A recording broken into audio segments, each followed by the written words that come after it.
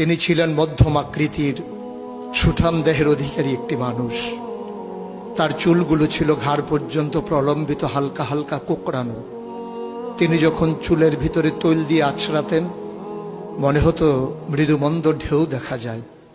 তার কপাল ছিল চওড়া, ভ্রুগুলো ছিল জোড়া ভ্রু, ধনুকের মতো বাঁকা। চোখের পাতাগুলো ছিল ফুটন্ত গোলাপের গোলাপি রঙের এক একটি পাপড়ির মতো। তিনি কখনো বা যখন চোখের পলক ফেলতেন মনে হতো মৃদুমন্দ বাতাসে গোলাপ পাপড়ি যেন দোল খাচ্ছে। তার চোখের সাদা অংশ ছিল রক্তিমাভ সাদা, কালো অংশ ছিল কৃষ্ণ কালো। তার নাকটা ছিল খাড়া, নাকের ছিদ্রগুলো ছিল ছোট ছোট। নাকের নিচে ছিল সরু চিকন গোঁফ, গোঁফের নিচেই সেই গোলাপি রঙের ঠোঁট। তার ঠোঁটগুলো যখন কখনো বা মুচকে হাসত, গোটা পৃথিবীর মানুষ অবাক বিস্ময়ে দেখত গোটা পৃথিবীতে যেন বিজলি চমকিয়েছে।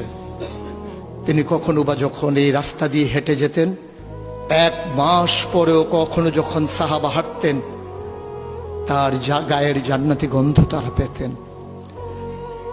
মায়েরা উম্মাহাতুল মুমিনিন যারা, তারা নবীর যখন কখনো এই ঘামে ভেজা শরীর নিয়ে ঘরে ঢুকতেন, কপালের ভিতরে মুক্তোর দানার মতো ঘামগুলো যখন জমে থাকত, মায়েরা ছোট্ট শিশি খুঁজে সেই ঘামগুলো শিশিতে ভরে জমা রেখে দিতেন, কখনো বা ঈদে কোনো অনুষ্ঠানে যেন আতর হিসেবে ব্যবহার করতে পারেন। সুরত ধারণ করা কোনো মানুষের সাধ্যর বাইরে। কখনোই কোনো মানুষ সুরত ধারণ করতে পারবে না চেষ্টা করলেই, কিন্তু তার সিরত যেটা অনুকরণীয়, অনুপম আদর্শ। তিনি এসেছিলেন এই জন্যে, ওয়ামা আরসালনাকা ইল্লা রাহমাতাল লিল আলামিন। তিনি ছিলেন রহমত গোটা ধরনীর জন্যে। যেমন করে আল্লাহ বলেছেন, ফাবিমা রাহমাতিন মিনাল্লাহি লিনতা লাহুম ওয়ালাউ কুনতা ফাজ্জান গালিজাল কলব লানফাদ্দু মিন হাওলিক ফাআফু আনহুম ওয়াস্তাগফির লাহুম ওয়াশাওিরহুম ফিল আমর ফাইযা আযামতা ফাতাওয়াক্কাল আলাল্লাহ ইন্নাল্লাহা ইউহিব্বুল মুতাওয়াক্কিলিন। তিনি এসেছিলেন তেমন করে। কেন তাকে পাঠানো হয়েছিল?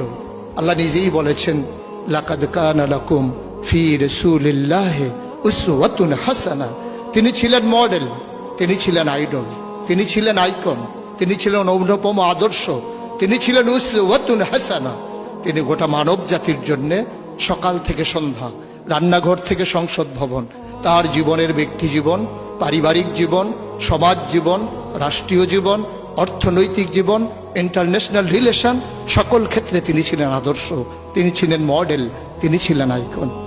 একবিংশ শতাব্দীর সূচনা লগ্নে দাঁড়িয়ে গোটা পৃথিবী যখন ঝঞ্ঝা বিক্ষুব্ধ, গোটা পৃথিবীর মানবতা যখন আজকে ভুলণ্ঠিত, আজকে শুধু মুসলিম নয়, গোটা মানুষ যখন আজকে অপর মানুষের ভোটের নিচে পৃষ্ঠ হচ্ছে তার জীবন, মানুষগুলো যখন আজকে রক্তে রঞ্জিত হচ্ছে তার গোটা দেহ, সেই ফিলিস্তিনের দুধু মরুভূমি আজকে যখন আমার কিশোর ভাইয়ের রক্তে রঞ্জিত, সেই ঝিলাম নদীর পানি আজকে যখন স্বচ্ছ স্ফটিকের মতো আর নেই, কাশ্মীরের ভাইয়ের রক্তে যখন রঞ্জিত, পার্শ্ববর্তী আরাকানের মুসলমানেরা আজকে উখিয়ার সেই টেকনাফের তাঁবুর নিচে তারা যখন মানবেতর জীবন যাপন করছে, আজকে বারবার মনে পড়ে সেই নবীজির কথা।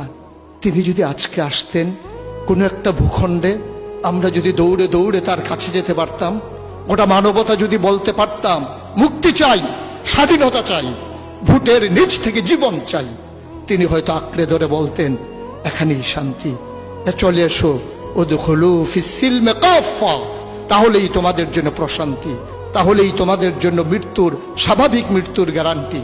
কখনোই আর ঝঞ্ঝা বিক্ষুব্ধ পৃথিবীতে তোমাদেরকে বুক পেতে দিতে হবে না বুলেটের সামনে।